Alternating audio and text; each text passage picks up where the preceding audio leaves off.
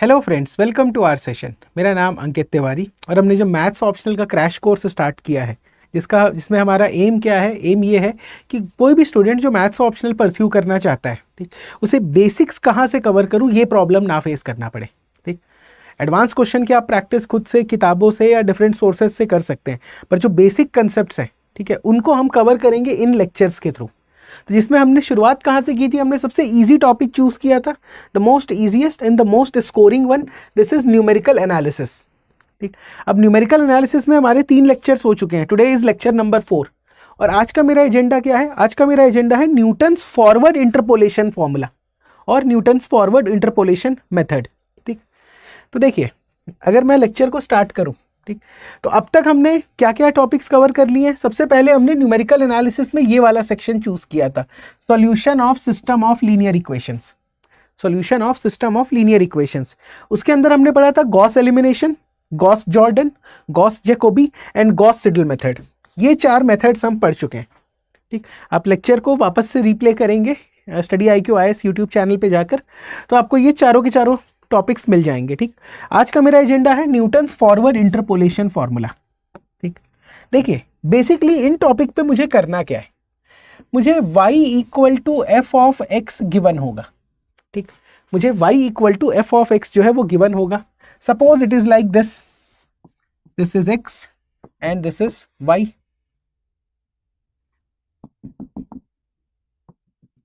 ठीक, ये मुझे कर्व गिवन है। ठीक, यहां पे जो वैल्यू है वो है x0, यहां पे जो वैल्यू है वो है xn। ठीक, यहां पे जो वैल्यू है वो है xn। अब मैंने क्या किया, मैंने इसको छोटे छोटे इंटरवल्स में ब्रेक किया। ठीक, I have breaked this into small number of intervals. ठीक, ठीक, और इंटरवल का लेंथ कितना है? इंटरवल लेंथ इज h, जो कि फिक्स्ड है। ठीक, इंटरवल लेंथ जो है वो है फिक्स्ड। ठीक, तो ये पॉइंट क्या होगा sir? x1, x2, x3 and इस तरीके से चलता जाएगा। ठीक, इस तरीके से चलता जाएगा। अब ध्यान से देखिएगा सर, x1 की वैल्यू कितनी होगी अगर इंटरवल लेंथ h है? तो सर ये होगा x0 प्लस h। x2 की वैल्यू कितनी होगी? x0 plus 2h। x3 कितना होगा? x0 plus 3h। ठीक, जैसे जैसे मैं इंटरवल साइज को बढ़ाता जाऊंगा, ऐड करता जाऊंगा, मुझे डिफरेंट वैल्यूज ऑफ x मिलती जाएगी। ठीक, ये हो गया मेरा पॉइंट। अब इसमें एक चीज आपको याद रखना है कि अगर मुझे क्वेश्चन में क्या पूछेगा, क्वेश्चन में मुझे पूछेगा कि find y of p, find y of p, जिसकी वैल्यू क्या होगी? जिसकी वैल्यू होगी f of x0 plus ph। ठीक, yp कितना होगा? yp होगा f ऑफ xp। किसी भी एक पर्टिकुलर x पे मुझे y की वैल्यू फाइंड करनी होगी। ठीक, तो yp क्या होगा? f of xp। और मैं xp कैसे फाइंड करूंगा? मैं xp फाइंड करूंगा with this formula x0 plus ph, x0 plus ph। ठीक, तो ये होता है मेरा इंटरपोलेशन मेथड। ठीक, हम तीनों इंटरपोलेशन को पहले समझेंगे, फिर मैं आपको 5th या 6th लेक्चर में बताऊंगा कि what is the exact meaning of this word. ठीक, अभी हमने इस वर्ड का डिस्कशन नहीं किया है कि इंटरपोलेशन का मतलब होता क्या है। अगर आपको पता है तो आप कमेंट में लिखिएगा। ठीक, this is the meaning of interpolation. ठीक, तो यहां पर मेरे पास क्या क्या है, यहां पर इस टॉपिक को शुरू करने से पहले आप 2 पॉइंट याद रखिएगा। यहां पर एक फॉर्मूला का डेरिवेशन होता है जिस पे मैं बिल्कुल भी फोकस नहीं करूंगा। आपको मैं बता दूंगा कि वो डेरिवेशन आ कहां से रहा है, बट उसमें बहुत ज्यादा हम लोग फोकस नहीं करेंगे क्योंकि यहां पे मुझे प्रॉब्लम सॉल्विंग देखना है, उस फॉर्मूले को आप अप्लाई कैसे करेंगे। ठीक, एक तो फॉर्मूला, उसका एप्लीकेशन, और दूसरा होता है टेबल क्रिएशन। ठीक, दूसरा पार्ट होता है टेबल क्रिएशन, कि टेबल कैसे क्रिएट करेंगे, टेबल कैसे क्रिएट करेंगे। ठीक, तो एक चीज याद रखिएगा, ये जो मैंने यहां पर लिखा है इंटरवल लेंथ, ठीक, इंटरवल लेंथ जो कि है h। ठीक, अगर इंटरवल लेंथ कांस्टेंट है, ठीक है, 2 पॉसिबिलिटी हो सकती है कि जो इंटरवल का गैप है ये कांस्टेंट हो और इंटरवल का जो गैप हो वो वेरिएबल हो, h की वैल्यू कांस्टेंट ना हो। ठीक, h की वैल्यू कांस्टेंट ना हो। अगर h की वैल्यू कांस्टेंट है तो मैं हमेशा न्यूटन्स इंटरपोलेशन अप्लाई करता हूं। I always apply Newton's interpolation. वो फॉरवर्ड है या बैकवर्ड है वो आगे पढ़ेंगे। ठीक, बेसिकली 2 लेक्चर चाहिए मुझे, पहले फॉरवर्ड इंटरपोलेशन, फिर आपका बैकवर्ड इंटरपोलेशन, फिर मैं उनको कंबाइन करके बता दूंगा कि आप आंसर फाइंड करने के लिए कोई भी तरीका यूज कर सकते हैं, इट डजेंट मैटर। ठीक, टेबल भी सेम होता है जो हम क्रिएट करना सीखेंगे, सिर्फ फॉर्मूले में डिफरेंस आएगा। ठीक, तो आपको कब यूज करना है, क्वेश्चन में कभी नहीं लिखा होगा कि न्यूटन्स यूज करना है या लैग्रेंजियस इंटरपोलेशन। अगर इंटरवल लेंथ कांस्टेंट है तो then we will go with Newton's interpolation. अगर इंटरवल लेंथ वेरिएबल है तो मैं यहां पर यूज करता हूं Lagrange's interpolation. I will use this method, Lagrange's interpolation method. ठीक, इसलिए मैंने कहा था कि I need 3 lectures, Newton's forward, Newton backward and Lagrange's interpolation.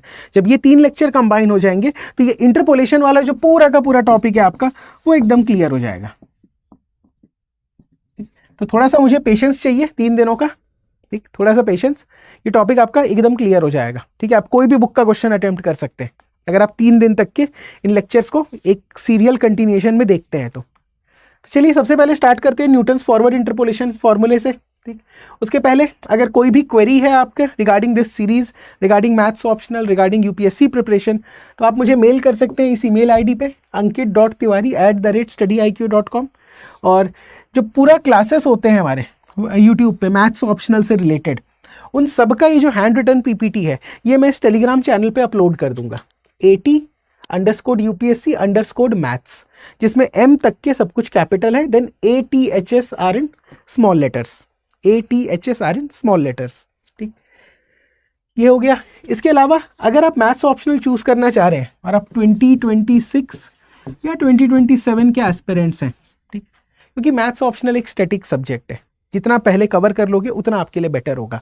तो इसका जो फरवरी बैच है it is ending on 28th of Feb। Batch start हो चुका है, कंप्यूटर प्रोग्रामिंग टॉपिक से हमने स्टार्ट किया है। ठीक, आने वाले 2 दिनों में हम लोग स्टार्ट करेंगे स्टैटिक्स एंड डायनामिक्स। जो फिजिक्स वाला पोर्शन है वो इस बैच में पहले कवर कराया जाएगा। तो अगर मुझे एनरोल करना है then this is the best time to enroll. The fees is 14,999, the discount code is 80 live. और ये जो बैच है ये 2 मॉड्यूल्स में अवेलेबल है। ठीक, तो एक मेंटोरशिप का भी कोर्स है, अगर आप चाहें तो दोनों कंबाइंड परचेज कर सकते हैं। If you want you can only join mentorship batch, और if you want you can only join this live classes batch. ठीक, तो आपके पास ऑप्शन है, एक बार जाकर आप चेक कर लेना। और ये हो गया मेरा संपूर्ण batch, that is GS plus CSAT। UPSC preparation में से अगर हम लोग ऑप्शनल को हटा दें तो जो भी आपका पूरा का पूरा सिलेबस है अप टू इंटरव्यू, ये पूरा का पूरा सिलेबस कवर होता है विथ दिस बैच। ठीक, तो ये संपूर्ण बैच है, 19 Feb से ही स्टार्ट हो रहा है। ये भी अलग अलग मॉड्यूल्स में अवेलेबल है, this batch is also available in different modules. तो जो सिल्वर पैकेज है इसका इट इज स्टार्टिंग फ्रॉम 9,999। ठीक, तो आप एक बार जाकर वेबसाइट पे इसका भी ब्रोशर चेक कर सकते हैं। ठीक, तो चलिए ये हो गया हमारा इंफॉर्मेशन। तो सबसे पहले हम लोग स्टार्ट करते हैं न्यूटन्स फॉरवर्ड इंटरपोलेशन मेथड से। तो देखिए इंटरपोलेशन मेथड अप्लाई करने से पहले मुझे हमेशा ये एक फंक्शन गिवन होगा, y is equals to f of x। ठीक, अब मैं x की डिफरेंट डिफरेंट वैल्यूज पे y फाइंड कर सकता हूं। सर x की वैल्यू जब x0 है तो मुझे मिलेगा y0, x1 है तो I will get y1, x2 है तो I will get y2, x3 है तो I will get y3 and so on. ध्यान से देखते जाइए, जो 5 मिनट में हम डेरिवेशन के बेसिक्स को कवर करेंगे, फिर सीधा फॉर्मूला लेंगे और उस पर हम लोग क्वेश्चन फॉर्म करेंगे। ठीक, क्योंकि डेरिवेशन यूपीएससी जनरली नहीं पूछता है, बट फिर भी आपको थोड़ा सा आइडिया मैं दे दे रहा हूँ कि x0 पे y0, x1 पे y1, x2 पे y2, x3 पे y3, ये मुझे मिल गया। ठीक, अब डिफरेंस जो होते हैं यहाँ पर ये 3 टाइप के डिफरेंस होते हैं। यहाँ पर आपके पास 3 टाइप के डिफरेंस होते हैं। पहला होता है forward difference, first one is your forward difference, second one is your backward difference, and third one is your central difference. Third one is your central difference. ठीक, तो हमें आज के सेशन में क्योंकि फॉरवर्ड इंटरपोलेशन पढ़ रहे हैं तो हम लोग फॉरवर्ड डिफरेंस के बारे में सीखेंगे। ठीक, एक ऑपरेटर होता है E, इसे कहते हैं शिफ्टिंग ऑपरेटर, इसे कहते हैं शिफ्टिंग ऑपरेटर। ठीक, इसके बारे में सीखेंगे और then we will start with the question solving. तो what do you meant by forward difference? ठीक, फॉरवर्ड डिफरेंस क्या होता है? फॉरवर्ड डिफरेंस होता है, सपोज अगर मुझे डेल वाई नॉट फाइंड करना है, ठीक, अगर मुझे डेल वाई नॉट फाइंड करना है तो इसकी वैल्यू होती है Y one minus Y not.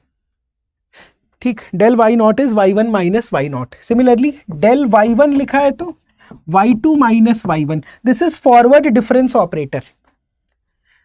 Present value को उसके फॉरवर्ड वैल्यू से सब्ट्रैक्ट करने पे जो डिफरेंस मिल रहा है, this represent forward difference operator. Similarly sir अगर डेल वाई टू लिखा हुआ है तो ये कितना हो जाएगा? ये हो जाएगा y three minus Y two. ये हो जाएगा y three minus Y two. अब सिमिलरली अगर मैं यहां पर डेल वाई एक्स लिख दूं, if I write as del y x, तो इसका फॉर्मूला क्या होगा? Y x plus one minus Y x, y x plus one minus Y x. तो आपको डिफरेंस फाइंड करना है। ठीक, डिफरेंस फाइंड करना है। प्रेजेंट वैल्यू को सब्ट्रैक्ट किससे करना है? फॉरवर्ड वैल्यू से, और जो गैप आ रहा है वो है दिस फॉरवर्ड डिफरेंस। सिमिलरली मैं डबल डिफरेंस भी काउंट कर सकता हूं।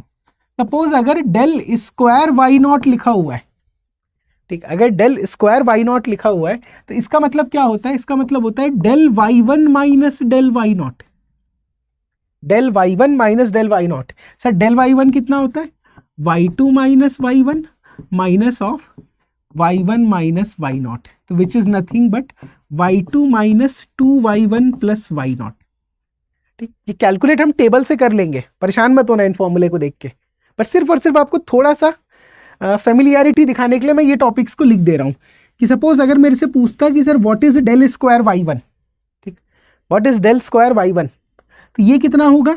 ये होगा del Y two minus del Y one. ठीक, del Y two minus del Y one, और डेल वाई टू कितना हो जाता है आपको पता है? Y three minus Y two minus of del Y one कितना होगा? Y two minus Y one. तो ये रिलेशन भी कितना आता है? Y three minus two y two plus y one, y three minus two y two plus y one. तो ऐसे करके आप चीज़ों को लिख सकते हैं। ठीक, इस तरीके से हम लोग लिख सकते हैं। तो ये हुआ मेरा पहला basic, this is your forward difference operator del. ठीक, forward difference operator is nothing but del. अब देखो, एक होता है मेरा E operator, this is an operator, इसका एक और नाम है shifting operator.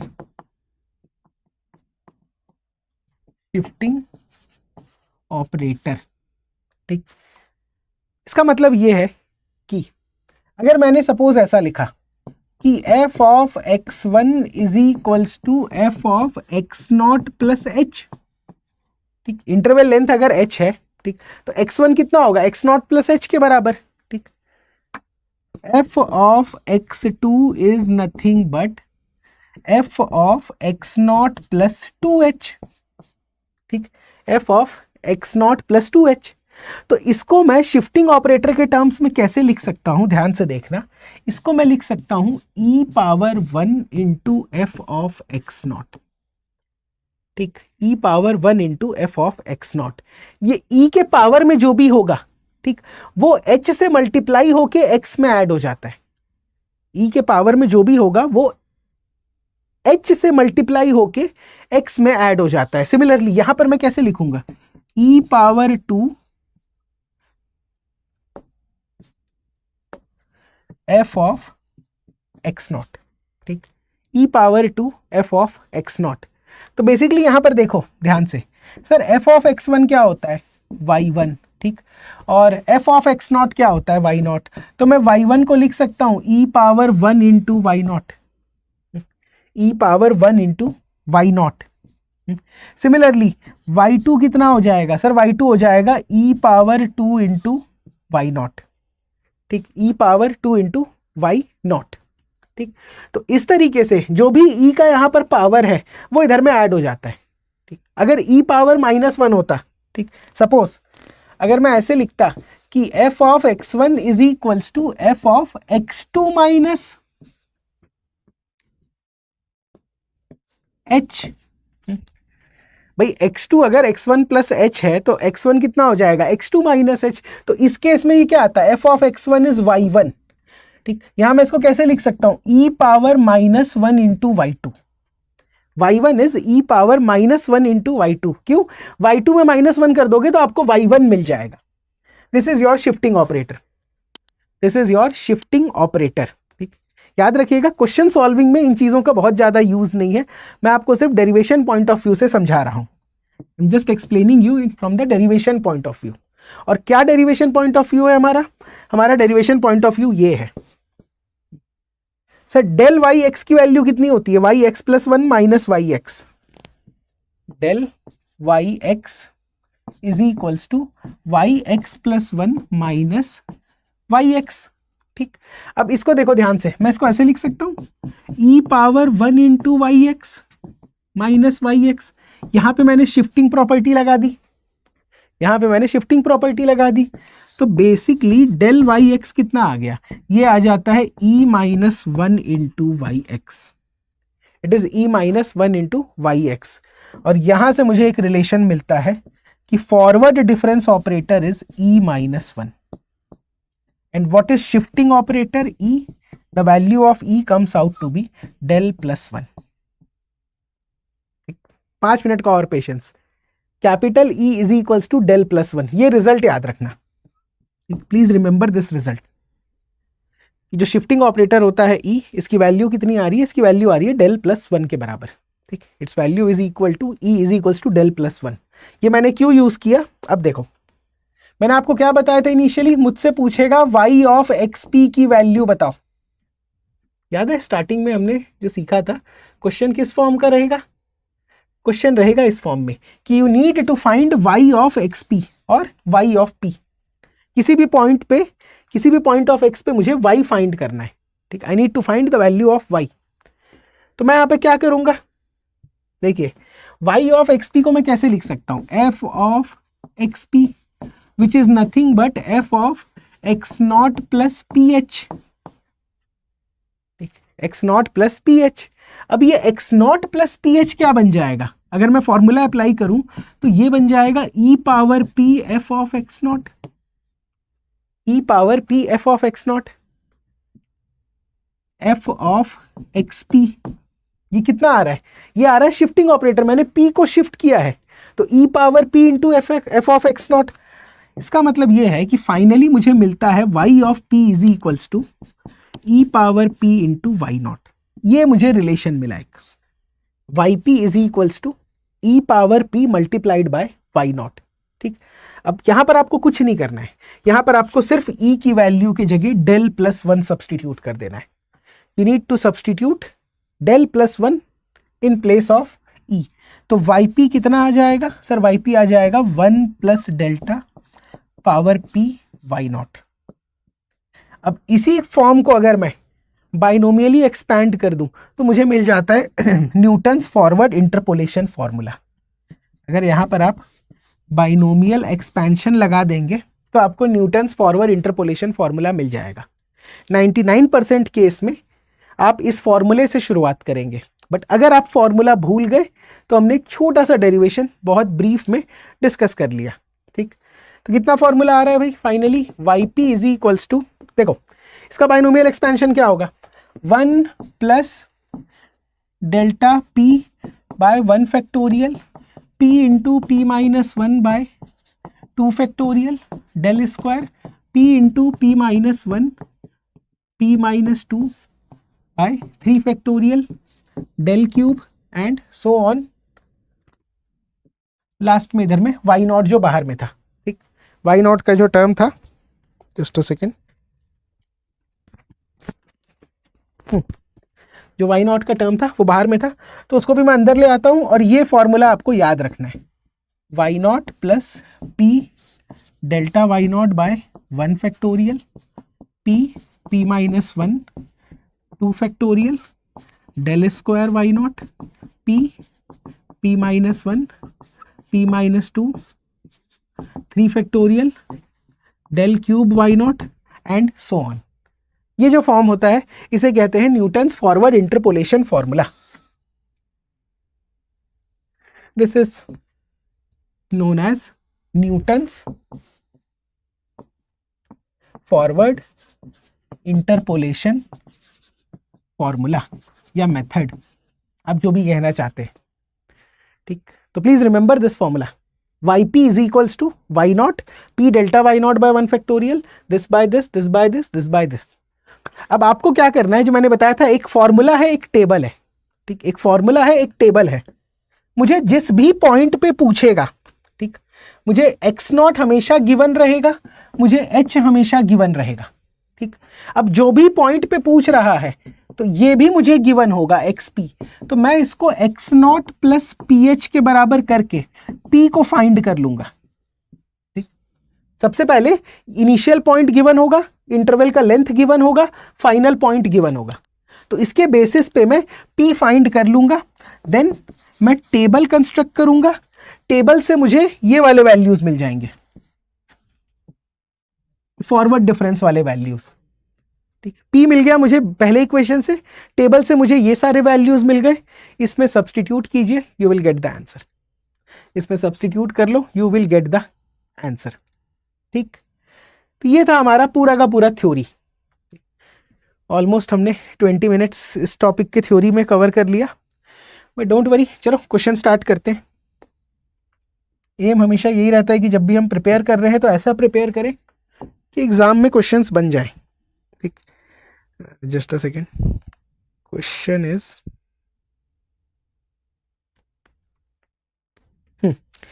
Find the value of f of 4, f of 6, ठीक, f of 4 and f of 6,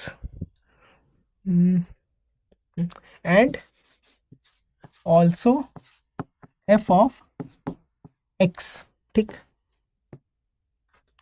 और आपको वैल्यूज गिवन है, x is 0 1 2 3, f of x is 1 2 1 10, 1 2 1 10,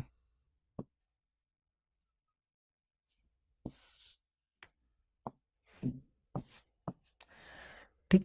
ये हो गया, तो ये आपको वैल्यूज गिवन है, ठीक। अब आपको क्या करना है, आपको f of 4 फाइंड करना है, f of 6 फाइंड करना है, और साथ में f of x भी फाइंड करना है, ठीक। तो देखो, सबसे पहला मेरा यहां पर काम क्या होगा, देखिए x की वैल्यू कैसे वेरी हो रही है, how is x values changing. Sir 0 से 1 इंटरवल लेंथ कितना है, 1 का गैप है, 1 से 2 जा रहे हो जब आप, तो गैप कितने का है, 1 का ही है। यहां से यहां जा रहे हैं तो गैप कितना है, 1 का है। क्या मैं लिख सकता हूं, h is equal to 1 and it is fixed, sorry, h is equals to 1 and it is fixed, ठीक।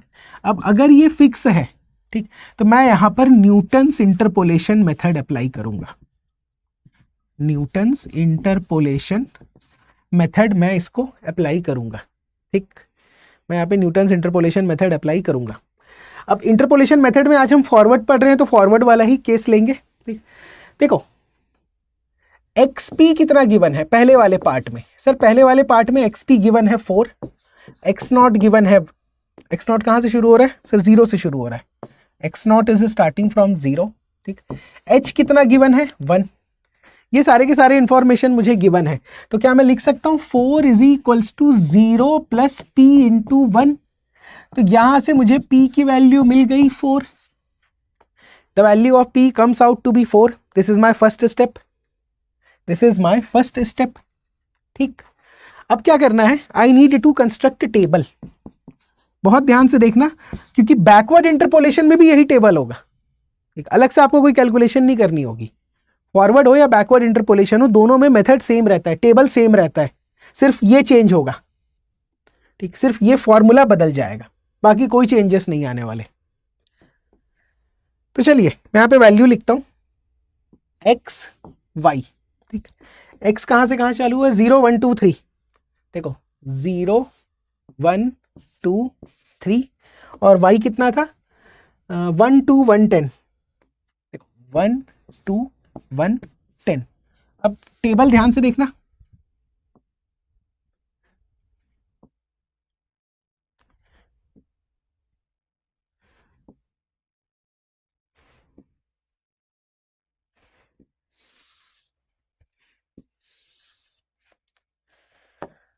ये मैंने x और y लिख दिया, ठीक।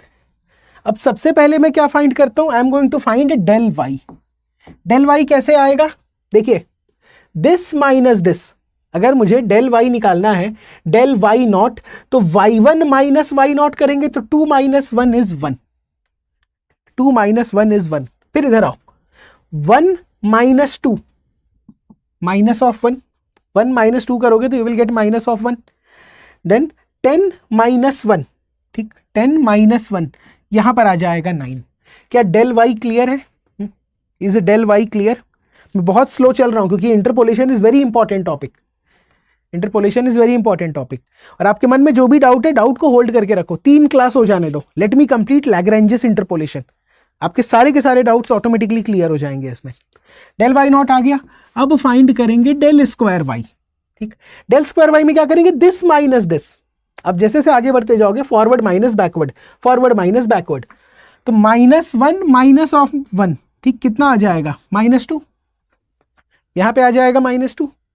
9 माइनस ऑफ -1 मतलब ये बन जाएगा 10। This is my del square y, ठीक। अब देखिए डेल क्यूब वाई कैसे फाइंड करेंगे, 10 माइनस ऑफ -2, 10 माइनस ऑफ -2, तो ये हो जाएगा 12। इसके आगे नहीं लिख सकते क्योंकि एक ही एंट्री है, इसके आगे हम लोग नहीं लिख सकते because I am only have this 1 entry. तो ये मेरा टेबल बनके तैयार हो गया, this is my table which is ready.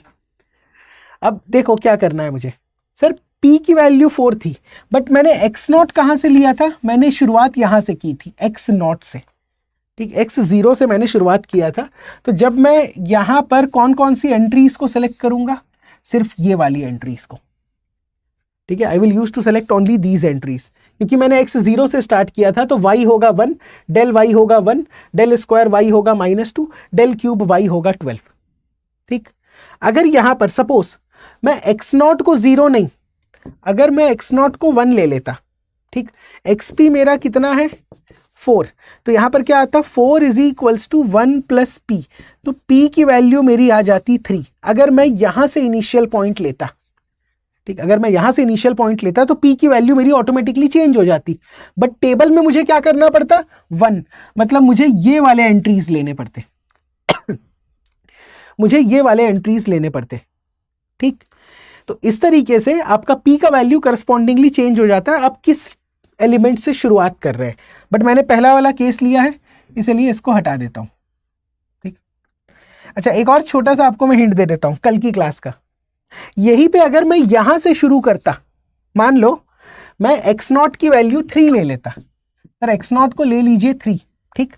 xp कितना गिवन है 4, मुझे 4 पे फाइंड करना है, तो 4 is equals to 3 plus p into 1, तो यहां से p की वैल्यू आती 1, ठीक। बट अगर मैंने आखिरी एलिमेंट को चूज किया, अगर मैंने आखिरी एलिमेंट को चूज किया, तो मेरा जो एंट्रीज होती वो इस तरीके से बनती, मेरी जो एंट्रीज होती वो इस तरीके से बनती। तो जब आप इस तरीके से वैल्यूज चूज कर रहे हो, ठीक, तो ये होता है आपका बैकवर्ड इंटरपोलेशन। आज नहीं पढ़ेंगे, इसका एक अलग फॉर्मूला होता है, आंसर दोनों से सेम आता है। This is known as backward interpolation, this is known as forward interpolation, this is known as forward interpolation. जब आप आगे बढ़ते जा रहे हैं तो फॉरवर्ड इंटरपोलेशन, जब आप बैकवर्ड में ट्रैवल कर रहे हैं तो बैकवर्ड इंटरपोलेशन, ठीक। और आप कोई भी इनिशियल पॉइंट चूज करो, वो करस्पॉन्डिंगली आपके p की वैल्यू चेंज हो जाती है, ठीक। आपका रिजल्ट कौन चेंज करेगा, फॉर्मूला तो एक ही है, रिजल्ट में वेरिएशन कैसे आएगा, बिकॉज ऑफ दिस p, ठीक, बिकॉज ऑफ दिस p।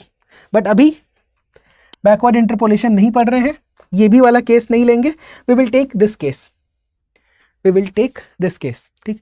अब डायरेक्ट फॉर्मूला अप्लाई करना है भाई, yp कितना होता है sir, y0 plus p delta y0 plus p into p minus 1 by 2 factorial delta square y0, p into p minus 1 p minus 2 by 3 factorial delta cube y0 and so on. जितना ज्यादा values choose करोगे उतना error कम आता है। Students का doubt होता है sir कहाँ तक सॉल्व करेंगे? भाई जहाँ तक सॉल्व करना चाहो कर लो, जितने मैक्सिमम वैल्यूज लोगे उतना आपका एरर कम आएगा। बट क्योंकि एग्जाम में एक टाइम का कंस्ट्रेंट भी होता है तो मैक्सिमम मैं डेल क्यूब या डेल पावर 4 तक जाता हूँ, इसके आगे मैं नहीं बढ़ता। ठीक, मैक्सिमम में जाता हूँ डेल क्यूब या डेल पावर 4 तक के। यहाँ पर तो यहीं पे एंट्री खत्म हो गई है इसलिए इसमें नहीं जा रहे हैं। ठीक, चलिए वैल्यू सब्स्टिट्यूट करते हैं। What is y naught? Sir y naught कितना आया था बताते जाओ। ये देखिए वाई नॉट मतलब ये वाली पहली एंट्री, वाई वाली entry, this is 1 plus P की वैल्यू कितनी थी मेरी, ये वाला केस ले रहा हूं मैं, p is equals to 4, 1 plus 4। Del y कितना आया था? देखो डेल वाई मतलब मैं इसको कंसिडर करूंगा। अगर मैं यहां वाला एलिमेंट लेता शुरुआत में तो मैं इसको कंसिडर करता। ठीक, तो वाई ये आ गया, del y is 1, del y is 1 plus p कितना है 4 into 4 minus 1, 2 factorial is 2। Del square कितना आ रहा है सर? डेल स्क्वायर आ रहा है -2, minus of 2 plus p into p minus 1 मतलब 4 into 4 minus 1, 4 minus 2 whole divided by 3 factorial is 6, 3 factorial is 6। Del cube कितना है? डेल क्यूब इज 12, तो मैं यहाँ पे क्या लिख दूंगा? Multiplied by 12। आगे लिखने की जरूरत नहीं है, क्यों? क्योंकि आगे डेल की पावर एग्जिस्ट ही नहीं कर रही है। अगर वो आगे तक एग्जिस्ट करती तो मैं उसको भी कंसिडर कर लेता। ठीक, अब इसको सिंप्लीफाई करके बताओ कितना आ रहा है रिजल्ट? 1 प्लस 4 प्लस ये 2 और -2 इधर से कैंसिल हो गया, -4 इंटू 3 सर ये आएगा -12 प्लस ये हो गया 2, 4 2 ज़ा 8, 8 3 ज़ा 24, 24 2 ज़ा 48। क्या इतना आ रहा है? Please check. 1 plus 4 minus 12 plus 48, 1 plus this thing, क्या यही आंसर आ रहा है मेरा? What is the final result? What is the final result? देखो 48 से अगर मैं 12 को हटा दूं तो मेरा बन जाएगा 36, तो answer is 41। The correct answer is 41। तो ये होता है हमारा forward interpolation formula. This is our forward interpolation formula. ठीक, यहां तक के तो मैंने पहला पार्ट सॉल्व कर लिया कि सर f ऑफ 4 की वैल्यू कितनी आई? f ऑफ 4 की वैल्यू आ गई 41। ठीक, f ऑफ 4 की वैल्यू आ गई 41। अब सिमिलरली टेबल तो एक ही बार बनेगा, ये जो हमने टेबल बनाया है ये टेबल एक ही बार बनेगा। ठीक, अब मुझे क्या फाइंड करना है? मुझे फाइंड करना है x इक्वल टू 6 पे वैल्यू। ठीक, तो अगर मैं x को ले लेता हूं 6, तो ये 6 किसके बराबर होगा? x0 plus p into h। देखो p हर एक केस में बदलता रहेगा, p जो है हर एक केस में बदलता रहेगा। तो अब मुझे p की वैल्यू कितनी मिली? 6। अब मुझे p की वैल्यू कितनी मिली? 6। तो f ऑफ 6 कितना आएगा? देखो y नॉट कितना है? 1 प्लस p कितना है? 6 इंटू डेल वाई नॉट कितना है आपका? डेल वाई ये भी है 1 plus 6 into 6 minus 1, 6 into 6 minus 1, del square कितना है? -2 divided by 2 factorial plus 6 into 6 minus 1, 6 minus 2 divided by 3 factorial होता है 6, और डेल क्यूब कितना था? 12। अब इसको सिंप्लीफाई कर लो, you will get the value of f of 6। कितना आएगा? ये इधर से कैंसिल हो गया, तो 1 प्लस 6 प्लस ये 2 और 2 इधर से कैंसिल, तो बन गया ये -30। दिस इज -30 प्लस 5 इंटू 4 20, ठीक, और 12 इंटू 20 हो जाएगा 240। तो कितना आ रहा है ये सिंप्लीफाई हो गया? 210, 217। This is the value of f of 6। This is the value of f of 6। ठीक, ये भी मुझे मिल गया न्यूटन्स फॉरवर्ड इंटरपोलेशन के थ्रू। अगर मैं थोड़ा और चेंज करूं इसमें, मेरा लास्ट पार्ट क्या था? Find f of x। अगर कोई मुझसे ये पूछ दे कि sir find f of x, कैसे फाइंड करेंगे f ऑफ x को? कुछ नहीं करना है। f ऑफ x फाइंड करने के लिए मैं xp की वैल्यू को x ले रहा हूं, मैं xp की वैल्यू को x ले रहा हूं। ये किसके बराबर होगा? This is x0 plus p into 1 this is x not plus p into 1। तो यहां से मुझे p की वैल्यू कितनी मिल रही है, x। न्यूटन्स फॉरवर्ड इंटरपोलेशन फॉर्मूले में ही आपको क्या करना है, आपको p की वैल्यू को x से सब्सटीट्यूट कर देना है। तो यहां पर कितना आ जाएगा, f of x is equals to y naught था 1 plus x into what is del square भी 1 था, plus x into x minus 1, what is del square is -2, minus of 2 by 2 factorial plus x into x minus 1 x minus 2 whole divided by 6 into 12। वही मैंने forward interpolation फॉर्मूले को वापस से reapply कर दिया, बट अब जो मेरी p की वैल्यू थी, ठीक है, वो थी x के टर्म्स में, क्योंकि मुझे fx फाइंड करना है। I need to find the value of fx। ये कितना बनेगा भाई, ये 2 इधर से कैंसिल, -1 हो जाएगा, लिख देता हूं 1 प्लस एक्स, इधर से कैंसिल हो गया, तो minus x square plus x, minus x square plus x, और यहां से ये कैंसिल हो जाएगा 2 से, तो प्लस ट्वाइस ऑफ एक्स, ये कितना आ रहा है, x square minus 3x plus 2, x square minus 3x plus 2। तो इसको थोड़ा और सिंप्लीफाई करते हैं, 1 plus 2x minus x square plus twice of x cube minus 6x plus 4x minus 6x square plus 4x। ठीक, तो what is my f of x in this case, sir f of x हो जाएगा 2x cube minus 7x square, ठीक, plus 6x plus 1। ठीक, तो ये आ गया f of x, this is my f of x। तो इस तरीके से आप इन क्वेश्चंस को सॉल्व कर सकते हैं। ठीक, इस तरीके से आप न्यूटन्स फॉरवर्ड इंटरपोलेशन को अप्लाई कर सकते हो। ठीक, तो एक बार देख लीजिएगा, इसके कुछ और क्वेश्चंस भी हम लोग करेंगे। ठीक, बट ये था मेरा आज का थ्योरी। आपको ये टेबल क्रिएट करना सीखना है और आपको इन फॉर्मूलेस को अप्लाई करना सीखना है। कल की क्लास में मैं आपको बैकवर्ड इंटरपोलेशन भी पढ़ा दूंगा, और उसके बाद हम फॉरवर्ड और बैकवर्ड दोनों अप्लाई करके क्वेश्चन सॉल्व कर लेंगे। ठीक, हम फॉरवर्ड एंड बैकवर्ड दोनों मेथड अप्लाई करके सॉल्व कर लेंगे।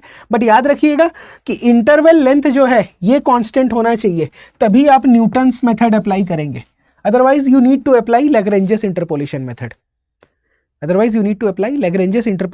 मेथड, तो ये था हमारा आज का क्लास। ठीक, मुझे कमेंट करके बताइएगा कि ये लेक्चर्स आपके बेसिक अंडरस्टैंडिंग को इंप्रूव करने में हेल्प कर रहे हैं कि नहीं कर रहे हैं।